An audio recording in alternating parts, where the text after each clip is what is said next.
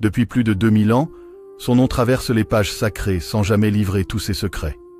Il apparaît sans passé, sans généalogie, sans père ni mère. Et pourtant, il bénit Abraham, parle comme un roi, agit comme un prêtre, et disparaît sans explication. Melchisédek, un nom qui résonne comme un écho ancien dans les couloirs du temps. Un mystère biblique qui, encore aujourd'hui, défie les érudits, fascine les théologiens et obsède les chercheurs de vérité. Qui était-il vraiment? Un roi humain, un ange, le Christ avant le Christ, ou un être venu d'ailleurs, porteur d'un savoir oublié par l'humanité? Dans ce récit que vous vous apprêtez à découvrir, nous allons plonger ensemble dans les textes les plus anciens, les plus secrets et parfois même cachés. Vous verrez comment Melchisédek n'est pas un simple personnage secondaire de la Bible, mais peut-être la clé d'une histoire beaucoup plus vaste, une histoire qui remonte avant la Genèse, et qui pourrait bien changer à jamais la façon dont vous regardez les Écritures. Alors, restez bien jusqu'au bout, car chaque minute de cette vidéo va vous révéler des vérités étonnantes. Et si vous aimez ces récits mystérieux où foi, secrets anciens et révélations oubliées s'entrelacent, abonnez-vous à Mystère un savoir ancien, cliquez sur j'aime et activez la cloche pour ne rien manquer de nos prochaines explorations. Vous êtes prêts? Entrons maintenant dans l'un des plus grands mystères de la Bible, Melchisédek. C'était juste après une guerre. Une guerre entre rois, une guerre qui secoua les plaines de Canaan, dans un monde encore jeune, où les lignées se forgeaient à coups d'épée et d'alliance. Abraham, alors encore appelé Abram, venait de vaincre une coalition de souverains, libérant son neveu Lot, captif des rois de l'Est. Les chants de victoire s'élevaient, les butins étaient amassés et les héros salués. Mais alors que les acclamations résonnaient encore, un personnage inattendu surgit de nulle part. Il n'était pas un général. Il n'avait pas combattu. Il n'était même pas mentionné parmi les participants à la guerre. Et pourtant, il s'approcha d'Abraham avec autorité, et Abraham s'inclina. Il s'appelait Melchisédek. Dans Genèse 14, 18, 20, on lit ceci. Melchisédek, roi de Salem, fit apporter du pain et du vin. Il était sacrificateur du Dieu Très-Haut. Il bénit Abraham en disant « Béni soit Abraham par le Dieu Très-Haut, maître du ciel et de la terre, et béni soit le Dieu Très-Haut, qui a livré tes ennemis entre tes mains. » Et Abraham lui donna la dîme de tout. 3 versets. 3 versets seulement. Mais dans ces lignes courtes se cache un abîme de mystère. Qui est ce roi prêtre? D'où vient-il? Pourquoi Abraham, patriarche béni par Dieu lui-même, s'incline-t-il devant lui? Et pourquoi offre-t-il la dîme, une part sacrée de ses biens, à un inconnu dont rien ne nous est dit? Melchisédek, en hébreu, Malki-Sédek, que l'on traduit généralement par « roi de justice ». Et son royaume? Salem, un nom qui évoque la paix, Shalom, et que beaucoup identifient à une Jérusalem encore archaïque, une cité primitive, silencieuse dans les brumes de l'ancien monde. Mais déjà, la dualité saute aux yeux. Roi de justice, roi de paix. Deux attributs que dans l'ensemble des Écritures ne portent pleinement que Dieu lui-même. Et pourtant, ce Melchisédek est là, tranquillement posté dans le récit, comme s'il attendait son moment. Il sort de l'ombre, bénit Abraham et offre du pain et du vin, deux éléments qui, bien plus tard, deviendront au centre même de l'Eucharistie chrétienne. Hasard, préfiguration, ou indice caché d'une identité beaucoup plus profonde? Il y a une règle immuable dans la tradition hébraïque. Nul ne devient prêtre sans une lignée. Lévi, fils de Jacob, fut à l'origine des prêtres d'Israël. Le rôle de sacrificateur, de médiateur entre Dieu et les hommes, était transmis par le sang, par l'héritage. Mais Melchisédek ne fait pas partie de cette lignée. Il est prêtre avant même que Lévi ne naisse, avant que la loi ne soit donnée, avant même que les tribus d'Israël ne soient constituées. Dans la lettre aux Hébreux, 7.3, on lit « Il est sans père, sans mère, sans généalogie, n'ayant ni commencement de jour ni fin de vie, mais rendu semblable au Fils de Dieu, ce Melchisédek demeure prêtre pour toujours. » Là, un vertige s'installe. Comment peut-on être sans père ni mère, sans commencement, sans fin? Est-ce une image ou une vérité littérale? Les premiers chrétiens, en tout cas, y ont vu bien plus qu'un homme. Étrangement, après cette brève apparition dans la Genèse, Melchizedek disparaît complètement. Pendant des siècles. Son nom ne revient qu'à une seule occasion dans l'Ancien Testament, dans le psaume 110, 4, un psaume messianique souvent attribué à David. L'Éternel l'a juré, et il ne se repentira point. Tu es sacrificateur pour toujours, à la manière de Melchisédek. Qui est ce tu? Les chrétiens diront, c'est le Christ. Mais dans le contexte original, c'est peut-être Salomon, ou un roi idéal.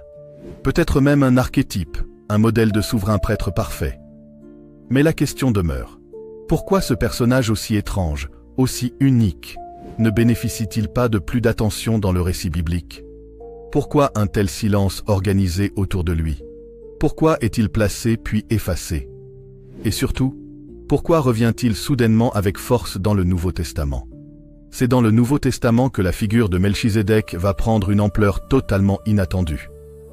La lettre aux Hébreux, rédigée probablement entre l'an 60 et 90, consacre tout un chapitre, le 7e, à un parallèle troublant entre Jésus et Melchizedek. Voici ce qu'on y lit. Ce Melchizedek, roi de Salem, prêtre du Dieu Très-Haut, qui alla au-devant d'Abraham, est d'abord, selon la signification de son nom, roi de justice, ensuite aussi roi de Salem, c'est-à-dire roi de paix. Il est semblable au Fils de Dieu, il demeure prêtre à perpétuité. L'auteur insiste. Le sacerdoce de Melchizedek est supérieur à celui des Lévites. Pourquoi? Parce que même Abraham, le père de la foi, s'est incliné devant lui. Et l'argument théologique est clair. Jésus n'était pas lévite, mais il est prêtre à la manière de Melchizedek. Un ordre divin, supérieur, éternel. Ainsi, selon cette lecture, Melchizedek n'est pas seulement un roi ancien. Il est le reflet du Christ, un archétype céleste, peut-être même le Christ préincarné, apparu brièvement dans l'histoire pour bénir Abraham et semer un mystère qui fleurira bien plus tard. Mais alors, est-ce la seule explication? Depuis des siècles, rabbins, théologiens, mystiques et ésotéristes se posent la même question. Qui était Melchizedek? Et les réponses vont bien au-delà de la simple théologie. Voici quelques-unes des théories les plus fascinantes.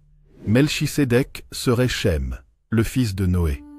Certains écrits juifs postulent que Shem, ayant vécu très longtemps après le déluge, aurait pu être vivant à l'époque d'Abraham et l'aurait béni sous le nom de Melchizedek. Melchizedek serait un ange. Des traditions kabbalistiques évoquent un être céleste envoyé sur terre, un émissaire du divin qui aurait incarné le rôle de roi prêtre. Melchizedek serait une théophanie, une apparition de Dieu lui-même sous forme humaine, comme dans les cas où l'ange de l'Éternel apparaît avec une autorité divine. Melchizedek serait le Christ préincarné, théorie largement défendue par les premiers chrétiens, notamment dans les lettres de Paul et les écrits gnostiques. Melchizedek serait un être d'une autre dimension, voire d'un autre monde. Des textes apocryphes, comme les manuscrits de la mer morte, évoquent un Melchizedek céleste, supérieur aux anges, juge des hommes et chef des armées de lumière. C'est à Qumran, près de la mer morte, que fut découvert un texte qui allait bouleverser la vision traditionnelle de Melchizedek. Dans un fragment appelé 11Q13, daté du IIe siècle avant Jésus-Christ, Melchizedek est décrit comme un être céleste, chef d'un ordre divin, qui jugera les méchants et libérera les justes. Dans ce texte, il est appelé El, un des noms réservés à Dieu. On lit même que le jubilé, l'année de la libération dans la tradition juive, est associé à lui. Autrement dit, Melchizedek est bien plus qu'un roi. Il est un rédempteur cosmique, une figure eschatologique, celui qui vient rétablir la justice divine dans un monde corrompu. Ce rôle cosmique dépasse de loin tout ce que l'on trouve dans la Genèse. Ce Melchizedek-là n'est ni un homme ni un ange ordinaire. Il est un prince de lumière, un juge du dernier jour. Voici une question que peu osent poser. Et si Melchizedek n'était jamais parti? S'il était encore là, dans l'ombre, à guider, à surveiller, à préparer quelque chose, Certains courants mystiques, notamment dans la Kabbale et l'ésotérisme chrétien, pensent que Melchizedek appartient à un ordre supérieur d'êtres de lumière, qui ne meurent pas, et qui réapparaissent quand le monde est au bord du chaos. Des témoignages modernes, des expériences spirituelles, des apparitions rapportées évoquent un être vêtu de blanc, parlant une langue inconnue, bénissant en silence. Est-ce le fruit de l'imagination ou les traces discrètes d'un être éternel, fidèle à son rôle de gardien silencieux du divin? Lorsque l'on évoque les grandes figures religieuses du judaïsme ancien, les noms de Moïse, d'Aaron ou de David reviennent immédiatement. Tous sont rattachés à des rôles divins établis, législateurs, prêtres, rois. Mais un nom semble circuler en secret, chuchoté dans les couloirs sombres des temples antiques, dissimulé derrière les rituels visibles. Melchisédek. Ce que peu de gens savent, c'est que derrière ce nom ne se cache pas seulement un homme, mais un ordre, une fraternité éternelle, un sacerdoce mystérieux qui ne dépend ni du sang ni de la tribu, mais d'un appel divin, intemporel, presque cosmique. Cet ordre, l'ordre de Melchisédek, est mentionné explicitement dans la Bible une seule fois. Tu es prêtre pour toujours, selon l'ordre de Melchisédek. Psaume 110, 4. Mais dans ce verset, les exégètes découvrent un gouffre d'interprétation. Ce « tu », c'est peut-être un roi d'Israël, peut-être un Messie à venir, ou peut-être un code pour désigner une élite spirituelle éternelle, gardienne d'un savoir très ancien. Dans la tradition juive, les prêtres sont tous descendants de Lévi, et seuls les Lévites peuvent officier dans le temple. Mais Melchisédek, lui, n'est pas Lévite. Il vient avant Lévi. Et pourtant, il est prêtre du Dieu Très-Haut.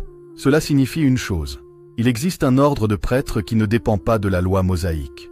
Un sacerdoce plus ancien que la Torah, plus fondamental que le temple de Jérusalem. Un ordre universel, précédant Israël, et peut-être même le monde connu. Certains chercheurs bibliques avancent une hypothèse vertigineuse. Melchisédek serait l'héritier d'une tradition spirituelle antédiluvienne.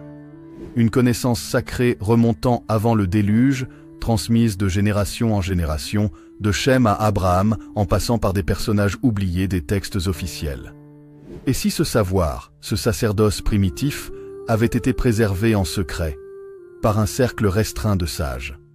C'est dans les textes extra-bibliques que la figure de Melchisédek se développe avec le plus de puissance.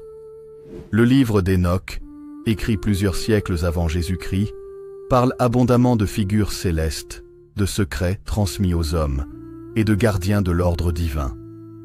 On y découvre des fils de Dieu descendus sur terre, des veilleurs ayant transmis aux hommes des savoirs interdits.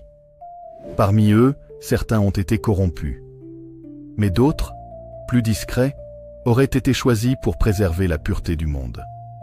Melchisédek est parfois présenté comme l'un d'eux, un veilleur pur, un prêtre de lumière, gardien des lois célestes. Dans certaines versions apocryphes, on découvre même une naissance miraculeuse. Une femme stérile donne naissance à un enfant déjà formé, déjà parlant, déjà vêtu de blanc. Il est emmené dans les cieux pour être élevé par les anges. Son nom? Melchisédek. Ce récit, exclu du canon officiel, est pourtant l'un des plus mystiques.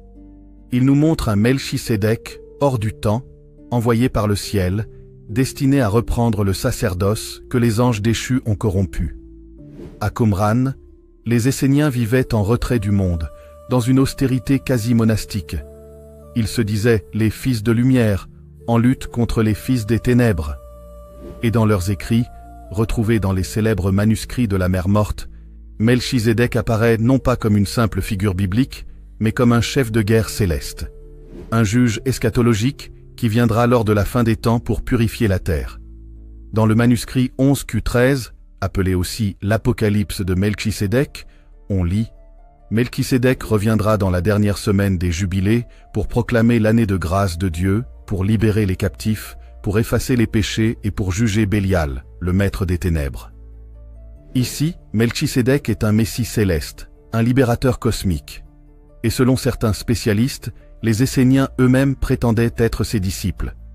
Ils croyaient que Melchisédek allait revenir dans leur temps, pour établir une nouvelle alliance, fondée non plus sur le sang ou les sacrifices, mais sur la connaissance divine directe. Dans le Nouveau Testament, Jésus ne revendique jamais lui-même l'appartenance à l'ordre de Melchizedek. Mais l'auteur de la lettre aux Hébreux, probablement Paul ou l'un de ses proches, insiste lourdement. Jésus est prêtre pour toujours selon l'ordre de Melchizedek. Ce n'est pas anodin. Cela signifie que Jésus n'est pas un simple héritier d'Aaron, mais bien le successeur d'un ordre supérieur, éternel, dont l'autorité vient directement de Dieu. En d'autres termes, Melchizedek est à l'origine d'un sacerdoce universel, et Jésus en est l'accomplissement. Mais certains vont plus loin. Et si Jésus et Melchizedek ne faisaient qu'un? Si l'apparition dans la Genèse était une Christophanie, une manifestation préincarnée du Christ, cela expliquerait l'autorité divine de Melchizedek, son absence de généalogie, son rôle de roi de paix et de justice, son offrande de pain et de vin, annonciatrice de la scène. Tout au long de l'histoire, plusieurs groupes ont affirmé être les héritiers spirituels de Melchizedek. Parmi eux, les Templiers, qui auraient conservé des enseignements secrets sur un sacerdoce éternel, la franc-maçonnerie, où certaines branches parlent de Melchizedek comme d'un modèle du grand architecte, les Rose-Croix, qui voient en lui l'incarnation d'un savoir ésotérique et d'un lien entre le ciel et la terre. Les Gnostiques, pour qui Melchizedek est un néon, une émanation divine venue délivrer les hommes de l'ignorance. Dans certains rituels initiatiques, le nom de Melchizedek est prononcé comme un mot de passe sacré. Son nom devient clé, symbole, portail vers un monde intérieur. Un monde où le temps n'existe plus, où le sacré n'est pas codifié par des lois, mais vécu dans l'union intime avec la lumière divine. La question la plus troublante est la suivante. Et si l'ordre de Melchizedek existait encore, aujourd'hui? Dans certains récits modernes, on parle d'individus énigmatiques, présents lors d'événements majeurs, dont l'identité reste floue. Des témoins disent avoir rencontré des hommes en blanc, parlant toutes les langues, conseillant les grands de ce monde dans l'ombre, sans jamais apparaître dans l'histoire officielle. Des prêtres sans nom, des sages silencieux, des êtres qui semblent veiller sans intervenir, mais qui agissent quand l'équilibre est menacé. Sont-ils les descendants spirituels de Melchizedek, des gardiens d'un feu sacré, invisible mais bien réel? Ou bien est-ce notre désir de croire que le monde n'est pas livré au chaos, mais encore guidé en secret? À la lumière de tous ces éléments, une vérité émerge peu à peu. Peut-être que l'ordre de Melchizedek n'est pas une organisation, ni une confrérie terrestre, ni un culte. Peut-être qu'il s'agit d'un état de l'âme, une connexion directe au divin. Un appel intérieur adressé à ceux qui, comme Abraham, savent reconnaître le sacré même quand il surgit sous une forme inattendue. Le prêtre, selon Melchizedek, serait alors celui ou celle qui, n'attend pas de légitimité humaine, vit selon la justice et la paix, sert Dieu sans dogme, mais avec pureté réconcilie le visible et l'invisible. Et si le véritable Melchizedek dormait en chacun de nous? En attente d'être éveillé, depuis les temps les plus anciens, les civilisations attendent un retour. Celui d'un sauveur, d'un roi, d'un juge, d'un libérateur. Dans le christianisme, on parle du retour du Christ. Dans l'islam, on évoque le Mahdi. Dans le judaïsme, le Messie. Mais dans certains cercles ésotériques et mystiques, un nom bien plus ancien revient, Melchizedek. Oui, ce personnage à peine mentionné dans la Genèse. Ce prêtre sans généalogie, ce roi sans histoire, serait, selon de nombreuses traditions, la clé de la fin des temps. Et si le retour de Melchizedek n'était pas une image poétique, mais une véritable prophétie? Et si son apparition dans les derniers jours était déjà annoncée depuis des millénaires? Et si la fin du monde telle que nous la connaissons devait commencer par son jugement silencieux? Revenons à Qumran, dans les grottes du désert, là où les Esséniens ont laissé leurs précieux rouleaux. Dans le document 11Q13, aussi appelé l'Apocalypse de Melchizedek, on découvre un texte stupéfiant. Melchizedek y est décrit comme un être céleste, plus grand que les anges, chef de l'armée de lumière et juge de tous les hommes au dernier jour. Voici un extrait. Et ce sera l'année de la grâce pour Melchizedek. Il proclamera la libération à tous les captifs et il annoncera le jugement de Dieu sur tous les fils de l'injustice. Dans ce texte, ce n'est pas Dieu lui-même, ni un archange connu, qui juge le monde à la fin. C'est Melchisédek. Et là, une question surgit, dérangeante, mais inévitable. Pourquoi lui? Pourquoi cet être que la majorité des croyants a oublié? Pourquoi cet ancien roi prêtre, hors des généalogies, revient-il dans le rôle le plus central de la fin des temps? Certains chercheurs modernes se sont penchés sur le lien entre deux figures très semblables. Melchisédek, roi de paix, juge final. Michel, archange guerrier, chef des armées célestes. Leurs noms commencent de la même façon. Melchi, qui évoque le mot hébreu Melech, roi. Tous deux sont liés au jugement, à la justice, à la fin des temps. Et tous deux apparaissent rarement dans les textes, mais toujours au moment où l'histoire bascule. Il est possible, selon certains textes gnostiques et ésotériques, que Melchisédek et Michel soient deux aspects d'une même entité céleste, ou du moins deux serviteurs d'un même ordre, celui du Très-Haut. L'un, prêtre silencieux, l'autre, guerrier lumineux. Deux visages pour un même retour. Et si la guerre finale, celle décrite dans l'Apocalypse de Jean, se préparait en silence, dirigée par l'ordre de Melchisédek, tapi dans l'ombre? Si on revient au texte biblique, plusieurs prophéties restent ouvertes, non accomplies, et mystérieusement alignées avec ce que nous savons de Melchisédek.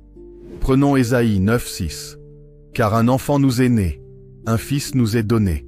On l'appellera admirable, conseiller, Dieu puissant, Père éternel, Prince de la paix. » Le Prince de la paix. Cette appellation, on la relie généralement au Christ. Mais, si l'on se base sur la Genèse 14, Melchisédek est roi de Salem, c'est-à-dire roi de paix. La même figure? Ou une fusion de rôles? Dans l'Apocalypse de Jean, au chapitre 19, un cavalier blanc apparaît, portant un nom secret, un diadème sur la tête et une épée dans la bouche. Il vient pour juger et faire la guerre en justice. Et si ce cavalier était issu de l'ordre de Melchisédek? Ou même Melchisédek lui-même, revenu dans une nouvelle forme, celle d'un juge final, pour séparer les justes des impies, une bonne fois pour toutes. De nombreux récits contemporains, non officiels, mais troublants, évoquent la visite d'êtres mystérieux, vêtus de blanc, au regard pénétrant, et porteurs d'un message énigmatique. Des moines tibétains, des visionnaires africains, des mystiques chrétiens, tous rapportent parfois la visite d'un homme sans âge, qui parle toutes les langues, et qui connaît la vie intime de ceux qui l'approchent. Certains de ces témoins disent qu'il s'est présenté simplement par un nom, Melchisédek. Évidemment, rien ne prouve objectivement ces témoignages, mais ils reviennent avec des détails similaires à travers les continents et les siècles. Et si Melchisédek n'était pas un souvenir ancien, mais un être toujours actif, capable de changer de forme, et dont la mission serait d'observer l'humanité jusqu'au jugement final? Une rumeur circule dans certaines sphères occultes. L'ordre de Melchisédek ne serait pas inactif. Il serait même en alerte, prêt à se révéler lorsque l'humanité franchira un point de non-retour. Cet ordre serait composé d'êtres humains éveillés, initiés dans le silence, d'anges incarnés en mission temporaire, et d'entités venues d'autres plans, liées à la source divine. Leur but? Protéger l'équilibre, préserver la vérité, et, au moment venu, intervenir. Les signes de leur présence seraient des rencontres inexpliquées, des rêves prophétiques, des synchronicités répétées autour du nom Melchisédek, et des appels intérieurs irrésistibles à se détourner du chaos pour chercher la lumière. L'Apocalypse parle de 144 000 élus, marqués du sceau de Dieu. Ils sont purs. Ils chantent un chant que nul autre ne peut apprendre. Ils sont appelés à suivre l'agneau partout où il va. Une question surgit alors dans les milieux mystiques. Et si ces 144 000 n'étaient autres que les prêtres d'un nouvel ordre? Non plus issus des lignées terrestres, mais des cieux. Et si l'ordre de Melchisédek, longtemps resté invisible, devait se manifester à travers eux? Des hommes et femmes, dispersés sur la terre, mais unis par un sceau intérieur, par une même vibration, une même conscience sacrée. Peut-être même qu'ils ne savent pas encore qui ils sont vraiment. Enfin, voici une hypothèse plus dérangeante encore. Et si le jugement avait déjà commencé? Pas par des trompettes dans le ciel, pas par des catastrophes spectaculaires, mais par l'éveil progressif des âmes. Dans cette hypothèse, Melchizedek n'aurait pas besoin d'apparaître publiquement. Il jugerait en silence, à travers les actes de chacun, à travers leurs choix, leurs intentions, leur lumière ou leur obscurité. Chaque homme serait son propre tribunal, mais guidé, dans l'ombre, par un prêtre éternel, qui pèse les âmes, non les mots. Un roi invisible qui bénit ceux qui gardent la justice et détourne le regard de ceux qui se sont vendus au chaos. Dans tous les récits anciens, certaines figures ne sont pas là pour raconter une histoire. Elles sont là pour la porter. Melchizedek fait partie de ces êtres qui ne se contentent pas d'apparaître. Il révèle. Et pourtant, il n'a laissé aucun temple, aucun texte, aucun peuple, mais un ordre. Un ordre dont la seule mention évoque le mystère, l'éternité, la justice parfaite et la paix absolue. Un ordre intérieur, transmis non par les mots, mais par l'âme. Et voici la question ultime. Que signifie être prêtre selon l'ordre de Melchizedek, aujourd'hui? Dans la lettre aux Hébreux, l'auteur insiste encore et encore. Jésus est prêtre pour toujours selon l'ordre de Melchizedek. Ce n'est pas une comparaison gratuite. C'est une affirmation fondamentale. Cela signifie que Jésus n'est pas venu établir un culte nouveau, mais révéler un culte oublié. Son ministère ne repose pas sur la loi mosaïque, mais sur une alliance plus ancienne, plus pure. Sa prêtrise ne dépend pas d'un temple physique, mais d'un cœur ouvert à Dieu. Ainsi, être prêtre comme Melchizedek, ce n'est pas officier dans un lieu sacré. C'est devenir le lieu sacré. Jésus ne sacrifiait pas des animaux. Il s'est offert lui-même. Comme Melchizedek, il a donné du pain et du vin, non comme rituel, mais comme symbole vivant du lien entre Dieu et l'homme. À travers les siècles, les églises ont établi des ordres religieux, des rituels d'ordination, des doctrines rigides.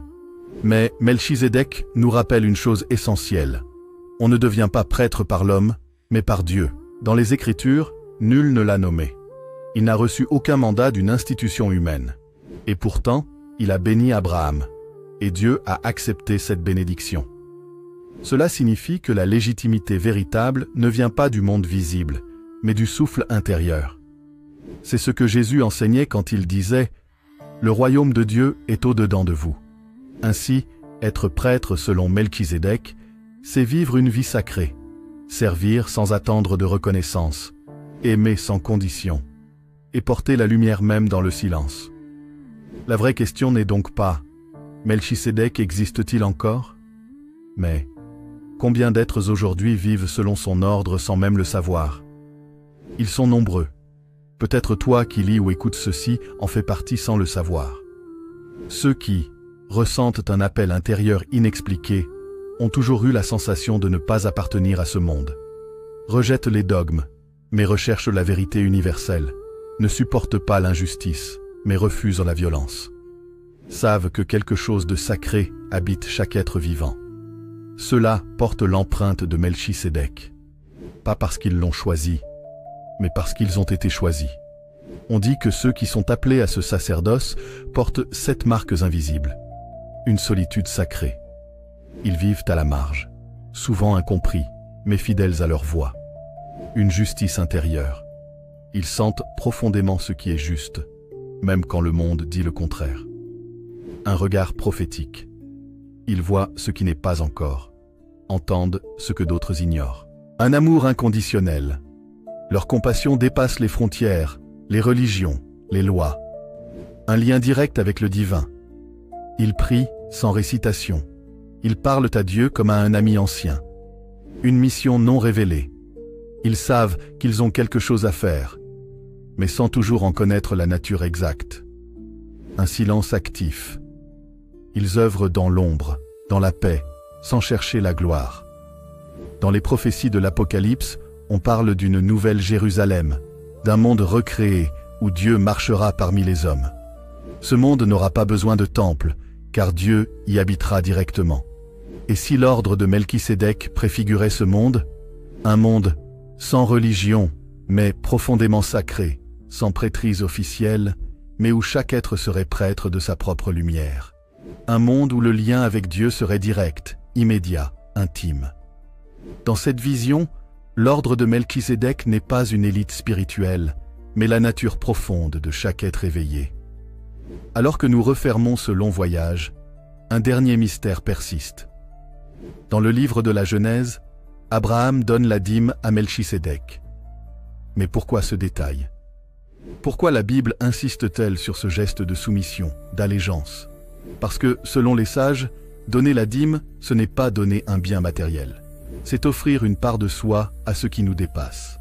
Et si la dîme véritable que nous devons offrir à Melchisédek, ce n'était ni de l'or ni du blé, mais notre cœur, notre sincérité, notre désir de justice, notre engagement à vivre selon une vérité plus grande que nous.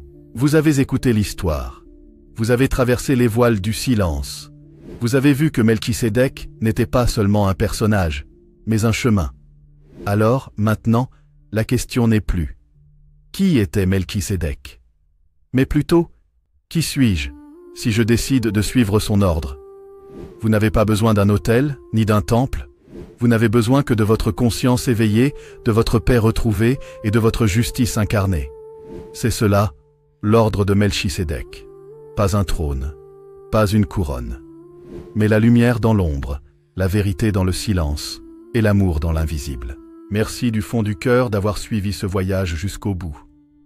Un voyage à travers les âges, les symboles, les écritures, et peut-être même à travers vous-même.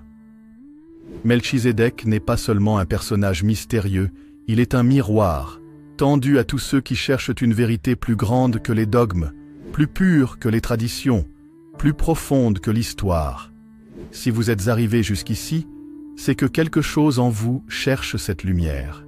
Merci pour votre temps, votre attention, votre ouverture d'esprit. Merci de faire vivre ces récits en les écoutant, en les partageant, en les laissant résonner en vous. N'oubliez pas, le vrai mystère ne se trouve pas dans les anciens livres. Il est en vous. Et peut-être, vous portez déjà en silence l'ordre de Melchisédek. Merci encore pour votre présence. N'hésitez pas à partager vos ressentis en commentaire. Un like, un partage, un abonnement. C'est peu de choses, mais cela fait toute la différence. À très bientôt pour un nouveau chapitre dans Mystère, un savoir ancien. Que la paix de Melchisédek vous accompagne.